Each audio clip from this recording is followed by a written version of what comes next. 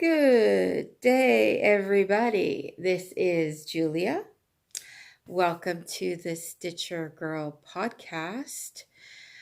This is a podcast about all the things about the knitting, the crochet, the rug hooking, the spinning, the quilting, and embroidery, especially cross stitch. So welcome one and all. This is my fourth time trying to do a podcast. I started back in April, and the first one I edited too much and lost my podcast. The second time it was too long and it wouldn't upload, and then the third time it was shorter but it still didn't upload. And then but I know I could do this because I did a vlog for Stitch Mania, which was a cross-stitch event held in May, and it did upload. It was only 7 minutes though. So we'll see how we do. So right now I'm in a cross-stitch phase. So today's podcast, episode 1, take 4. This is really going to focus a lot today on cross stitch because that's what I've been working on over the summer. I'm sure in the fall it'll go more to knitting and quilting, and I'm going to oh my gosh, what is it called? I can't think of what it's called, but I'm going to Vancouver in October for a knitting show. I think it's the largest one in Canada, and Knit City, I think it's called Knit City, and I'll be going to that in October for a week. So I'm sure when I come back, I'll be like, cross stitch, what? And I'll be doing all the knitting things again and playing with yarn. I have so much yarn. But now I'm really into cross stitch. So I do have some, where am I? I'm coming to you from New Brunswick, which is in the Maritimes of Canada. So, there you go. The Maritimes, New Brunswick. I'm formerly of Montreal, and I have been doing some kind of making since I was young. I can remember being in brownies, which are the, for those who don't know what a brownie is, the brownies are what comes before the Girl Guides, or I guess the Girl Scouts in the U.S. We're like 7, 8 years old. And so I remember making a bookmark, and I embroidered "Lend a Hand" on it, which was the brownie motto. And I still have it somewhere. Yeah, so I've been doing some kind of making off and on since I was young. I grew up in a household where my mom was always doing something, and grandmothers too. I can remember grandmothers doing things. So there's a bit of a, my mother would say that I was born with a needle in my mouth, or needle in my hand, maybe. Whichever sounds less weird. So I was kind of born to stitch, born to make. That's how I look at it. So how about some FOs? Dun, dun, dun, dun. There should be music.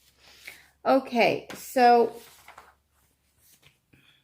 this first FFO is, of course, a cat, because I'm very much a cat person.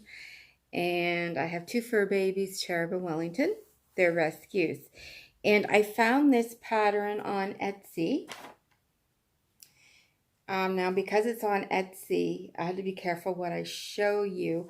but I can show you this.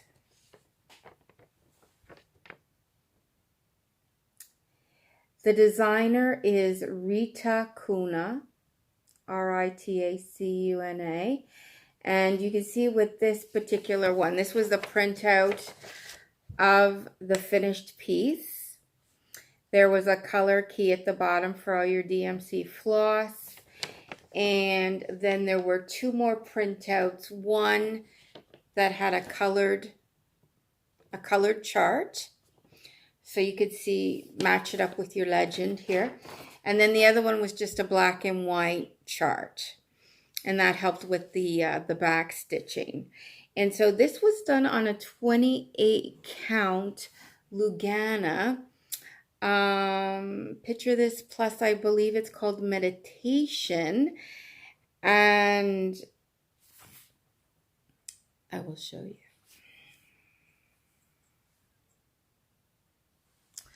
So it's not a very big piece, and there's not as much purple as I thought there was going to be. It was specifically a purple cat. She has a lot of these patterns that have this geometric look to them, where you kind of do the pattern in these squares. And there are some other cat patterns like this. You can find them in different colors as well, different animals. So there's a lot of variety in these geometric shaping, you know, bears, lambs, you know, pick an animal, check it out. And so that was enjoyable. Now the trick though with the 28 count Lugana and it being dyed by, picture this, Plus, I hope I have the name correct, picture this Plus, I'm not very good with the tags. I've understood from other floss tubers and those who have podcasts, cross stitchers who do podcasts, they've talked a lot about how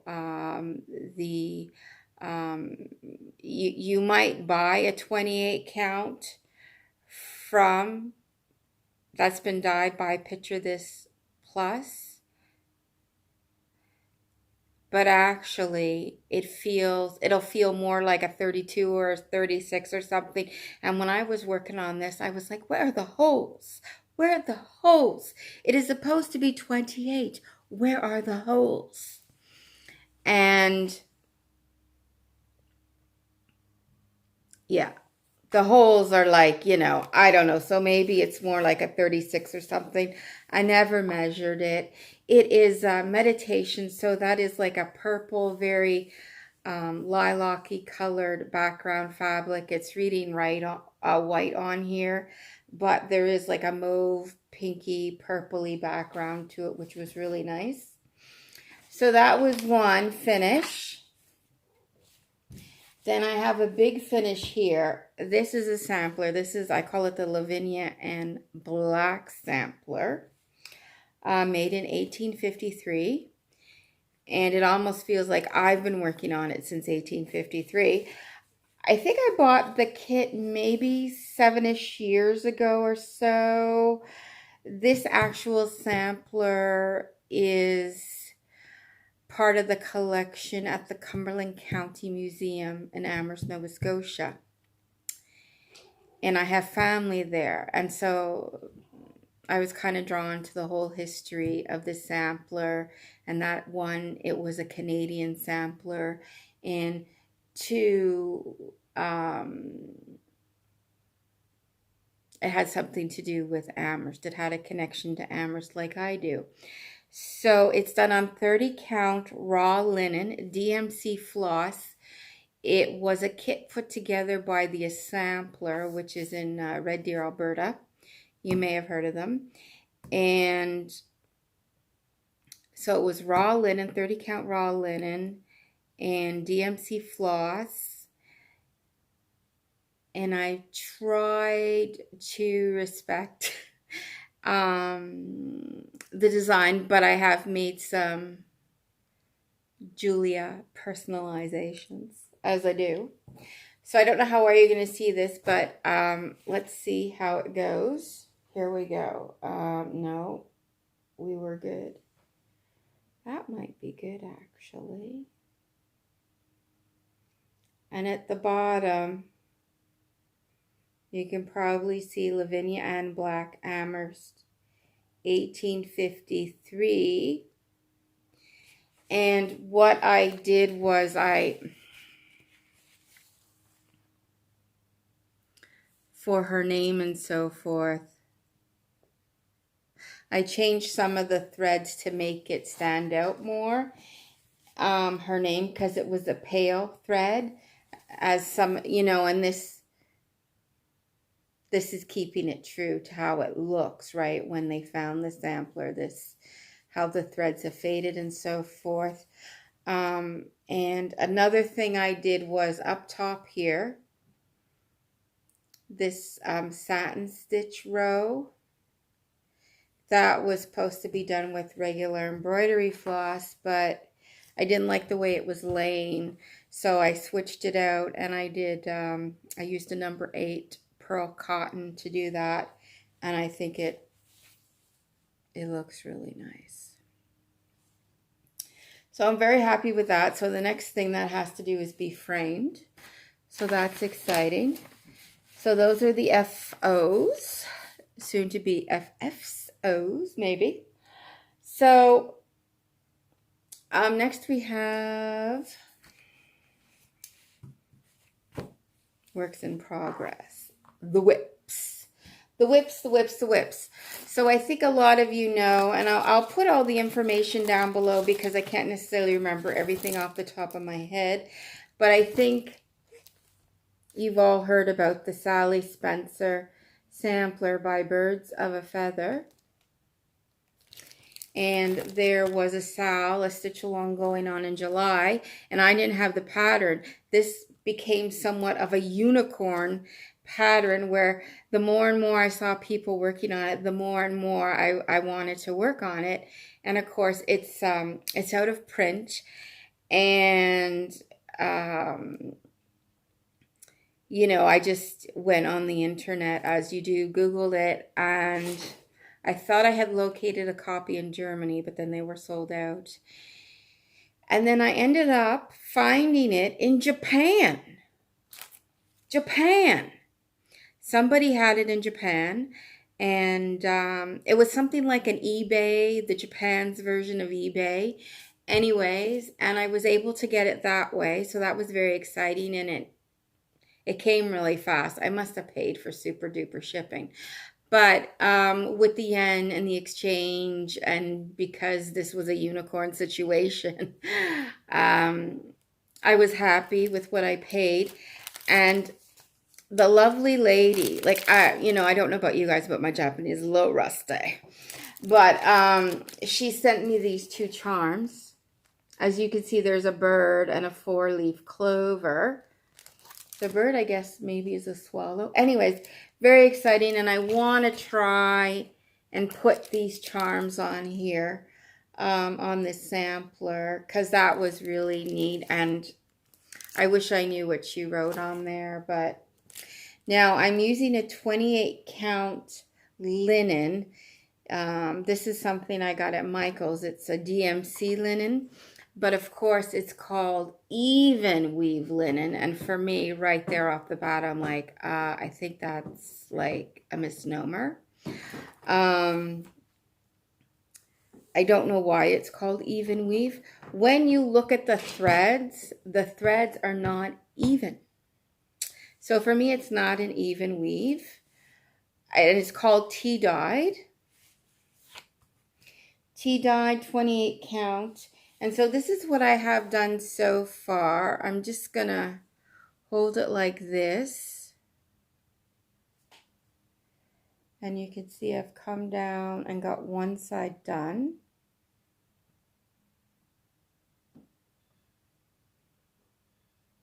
So for the first half of August, I worked on it.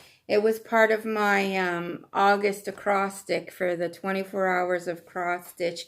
If you're familiar with that, what Jen Lee has been doing on Facebook, you can find that group, 24 hours of cross stitch. And I can tell you that the only color I'm using that it called for is the Brethren Blue. Otherwise, I'm using, for the red, for the lighter blue, I'm using Peacock. Instead of Black Crow, I'm using Dark Chocolate. So instead of Tropical Ocean, I'm using Peacock. Instead of Buckeye Scarlet, I'm using, I believe it's Cherry Wine. And then instead of Melon Patch, I believe it's Cameo Rose I'm using. I didn't want an orangey color in my thing. So I don't know where they are, but it's all good. Anyways, so I'm having great fun. I'm really enjoying this. I love this flower. So pretty. Anyway, so I'm having a little fun with that, and I think I am going to put Rock by Sally Spencer on it.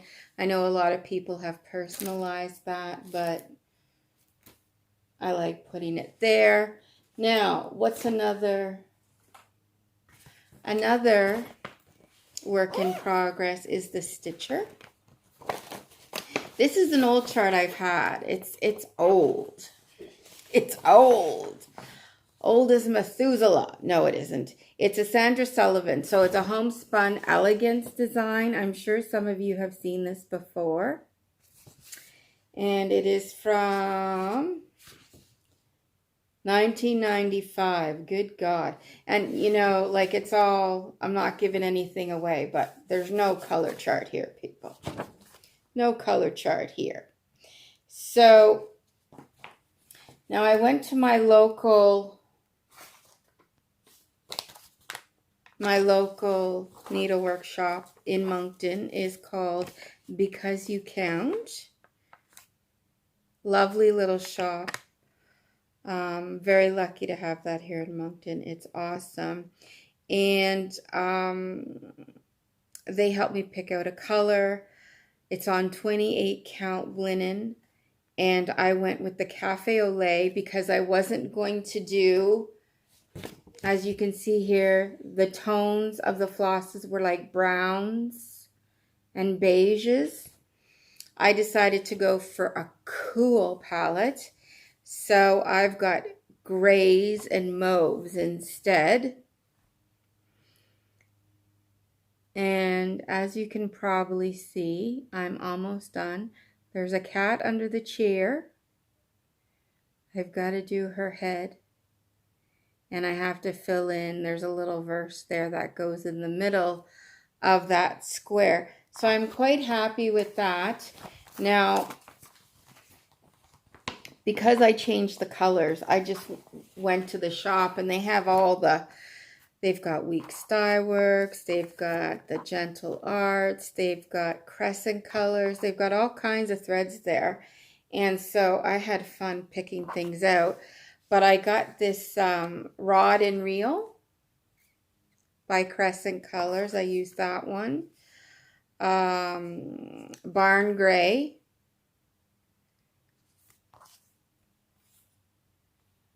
Moonlit Path, which is coming apart, but this is where I got in some of the mauve and the lavender colors.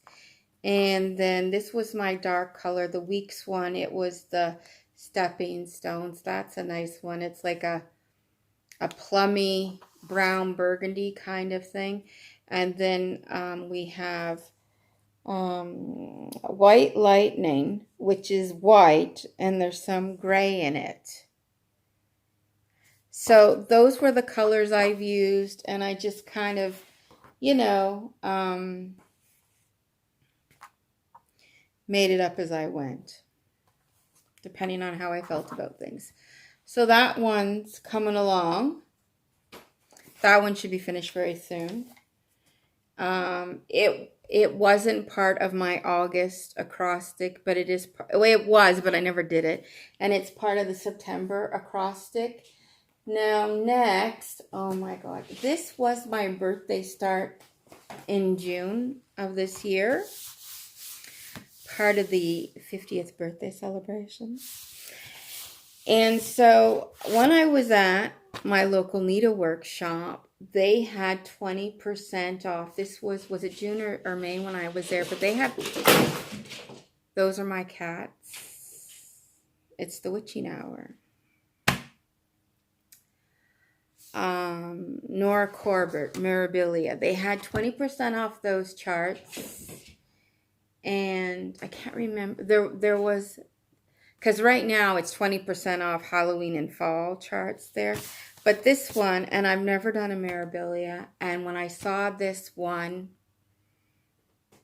my heart just kind of went. So this is called At the Met.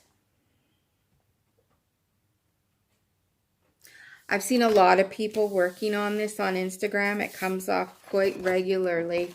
This is a beautiful piece. It's called At the Met. So this one you're supposed to be imagining, you know, she's just at the opera. Coming down a flight of stairs or going up a flight of stairs to her balcony, loge, to watch the opera.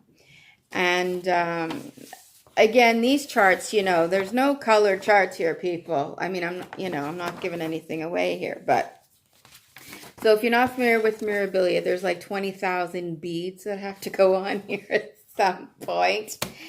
And there's a variety of threads. There's DMC, and there are Caron water lilies, and there's Krynic number 4 braid. The called for fabric.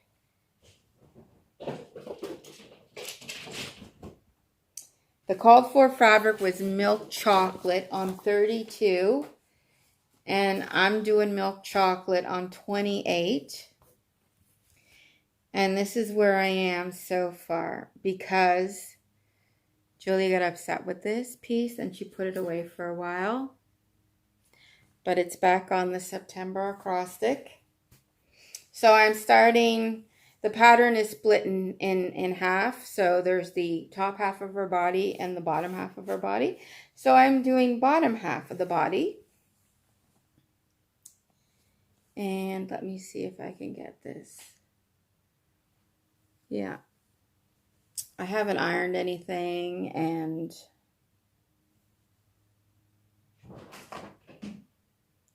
now the black is looking pretty good on there.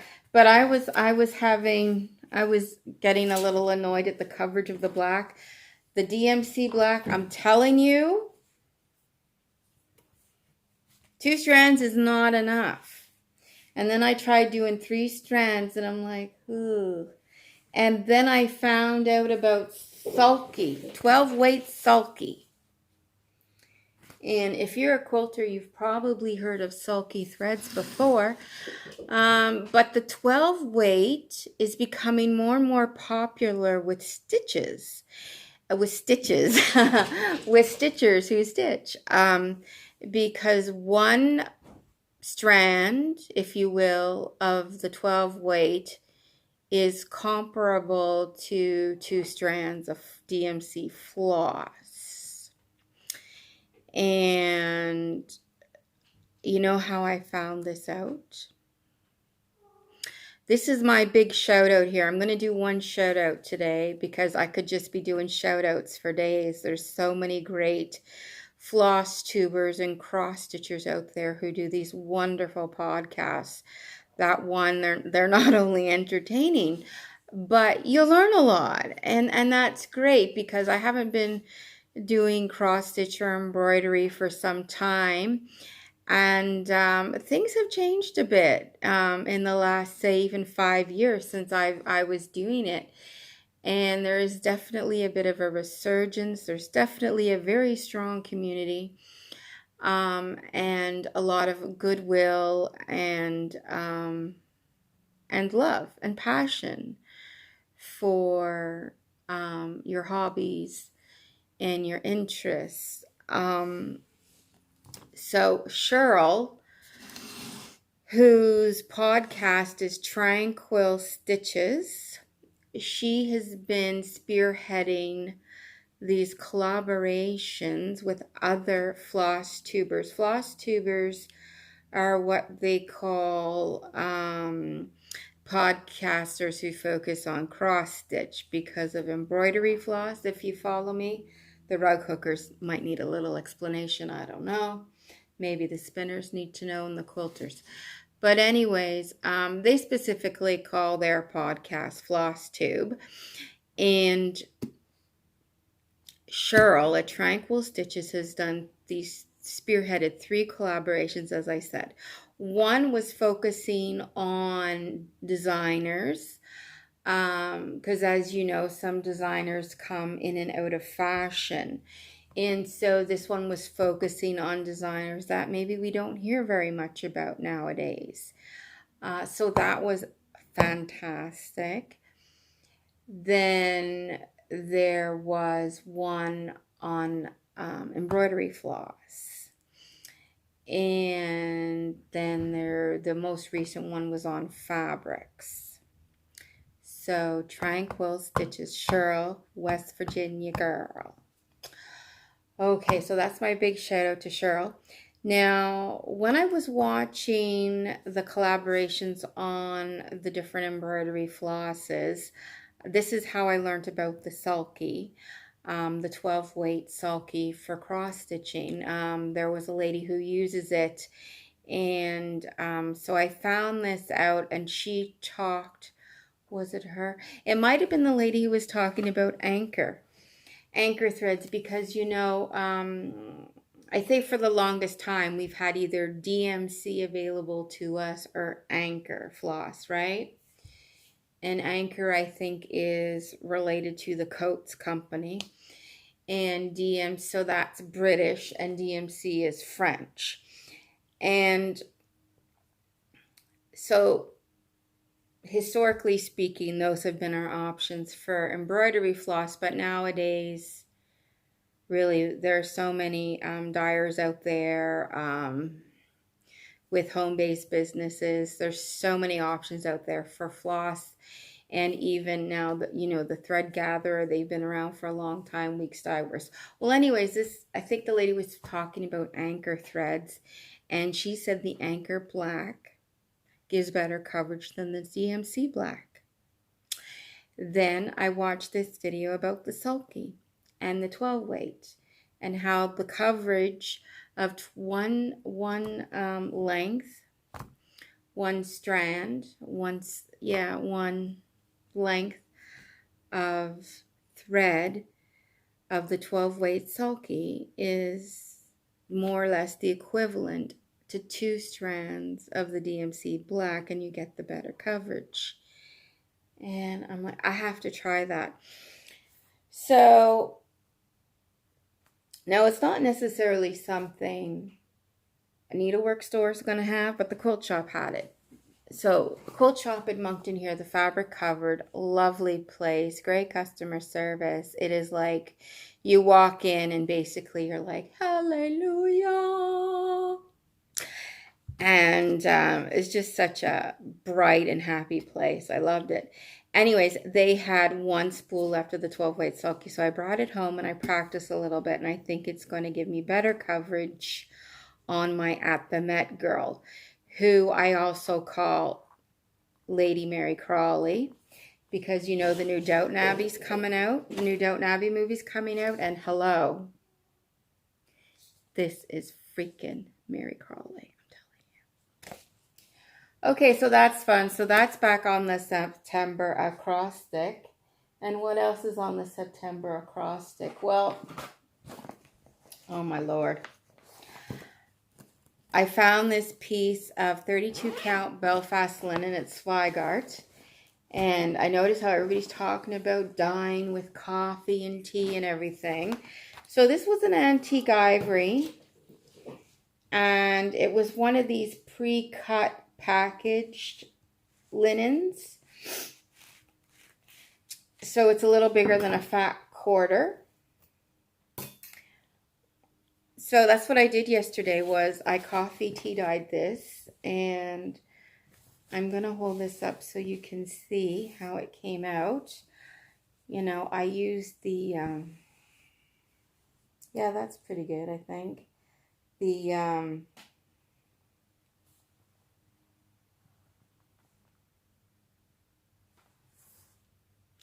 I think that's pretty good.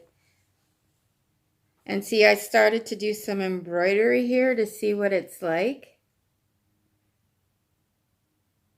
That is going to be an owl. This is a free pattern, so I can show it. It's a Prairie Schooler from 2015. This is it here. I found this on the Prairie Schooler site. And I'm using the famous DMC 310 2 strands because, you know, the coverage rocks. And I'm doing 900 for the orange. And this is 32 counts, so far so good.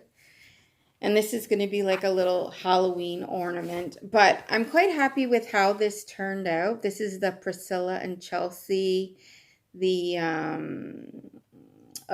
Real Housewives of Cross Stitch. Hashtag the Real Wives of Cross Stitch. You probably know them better than I do. And it's a coffee that really gives that staining because I put quite a bit of coffee. I didn't do much water. I did it more like in a saucepan, not a big thingy. Anyways, and then I cooked it in the oven like they did, 200 for like half an hour. And then I let it just hang dry a bit, and then I ironed it. And I don't know if the wrinkles are ever going to come out, but we'll just deal with that. So that's on, that Halloween pattern is on my, cats are very excited about the podcast. They can't sit still. So that is, that's on my to-do list for the September acrostic. And I also have a couple of more things. Oh, baby, what's wrong? That's just not a very pleasant sound. Oh, the Primitive Hare. The Primitive Hare had a free pattern.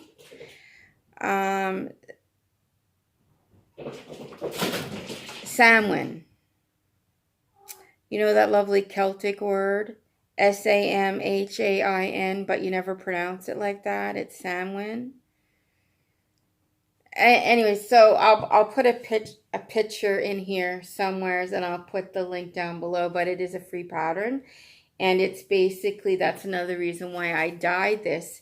It's like a black pumpkin. It's going to look really good on this fabric. And it has Samhain down the side. So some of you may know it. It's, oh dear, itchy nose. I'm going to kiss the fool. For my September acrostics is the Sally Spencer. Plus it's also September sampler. That hashtag is going on. The Samhain Halloween thing. The owl, another Halloween thing. The Stitcher, got to get that done. Ridiculous. And then I really got to get back to my At the Met girl, my Mary Crawley at the Met, Mirabilia. Get that under control. I wanted to make something out of this edition. The Halloween just cross stitch. I like it how they put all these like little thumbnails at the back so you can see all the patterns that way. And there's a couple in here that I'd like to make, like, without giving. That one, Home Sweet Haunted Home. That's on page 48 by Cassandra Cavalca, Comfortia Fairy Wool in the Wood. I like that one. And I've seen people making the Halloween butterfly.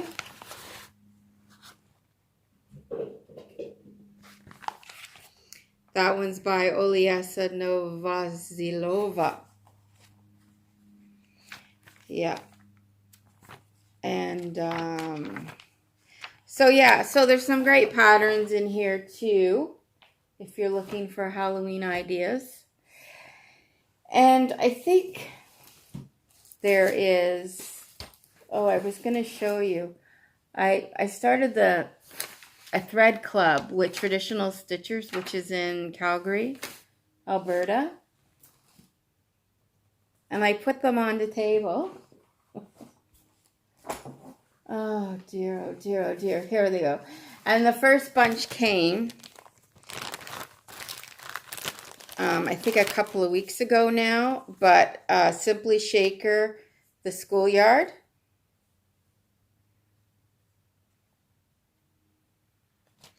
Which is a nice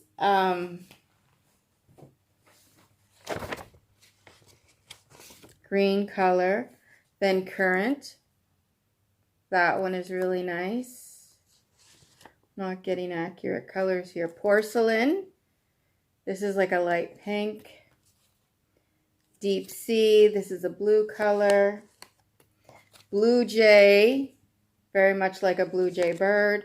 And Dragonfly, which is greens and browns. So that was fun. So that's a bit of stash right there. Now, the last thing I'm going to do, this is my first podcast. I'm hoping it's going to work this time, and we need to celebrate. So I have my McDonald's to celebrate. But I'm going to have a giveaway. And this is the giveaway, the Prairie Schooler. I found this pattern in my stash, and I know some of these patterns are quite coveted. Because I believe Prairie Schooler is, they don't publish anymore. This is from 1995. This one is called the Prairie Fairy. And it says, in her patchwork dress and pincushion hat, the stitching fairy rides on the wings of her sewing bird, completing all those unfinished projects with the needle and thread she always carries with her. And there is a thread right there that you could add in. I thought that was a friggin' pumpkin. But now that I've read the thing, that's obviously one of those tomato pincushions that you see. Anyway, so it's a cute little pattern. And so that's a giveaway. And so, what's the question? What's the magic question? I would like to know, wherever you're from in the world, if your particular region, your location has a bird, I want to know about it. So put the name of your bird. I know, this is getting dirty, right? Your national bird, your provincial bird, your state bird, your aviary mascot. Put it down below, and then I'll do a draw, and then I will send this to you. It'll be my pleasure. And it'd be great to see this stitched up because she's really cute. This would be great too for a quilter friend because it talks about patchwork and pin cushions and things. So I'm going to leave it there, folks. Thanks so much for dropping by. I will see you again soon. Thanks for watching the Stitchergurl Podcast. I am Julia, if I never said that. It's quite possible.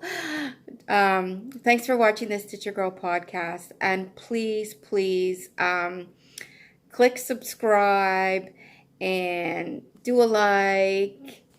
Or do that if you must, but do this. And also hit the bell so you know when I'm back.